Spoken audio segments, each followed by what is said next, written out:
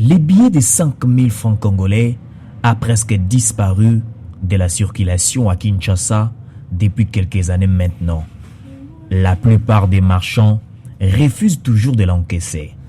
Dans des boutiques, pharmacies, cabines téléphoniques et vendeurs ambulants, ce billet de 5000 francs congolais est inacceptable. D'où ces travailleurs au sein des paris sportifs interpellent les autorités de la Banque centrale du Congo à une sensibilisation. Moi, je conseillerais à mes compatriotes congolais de consommer ces billets.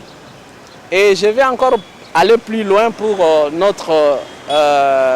les autorités de la Banque centrale, de faire une campagne, une bonne campagne pour que ces billets soient en exercice, soient opérationnels comme les autres billets. Donc d'ailleurs, c'est une petite coupure. On consomme facilement les 20 000 francs, les 10 000 francs, pourquoi pas maintenant 5 000. Certains ignorent tout de même la cause du rejet de ces billets de 5 000 francs congolais. Sinon, on ne sait pas la cause. Plusieurs personnes ont utilisé ça, comme nous, les gens qui conduisent les motos. Nous utilisons ça si nous allons même dans des stations. Là, on peut prendre cet argent-là facilement. Mais si tu pars chez quelqu'un qui est en train de vendre ce soir, c'est un peu difficile de récupérer cet argent. Mais on ne sait pas si au juste, les 5 000 là, on l'utilise ou pas. Parce que dans les stations, on prend ça. Le rejet de ces billets a commencé il y a quelques années à la suite d'une rumeur faisant état de sa contrefaçon. Certains marchands taxaient les billets de 5 000 francs congolais avec les numéros de série commençant par RC des contrefaits.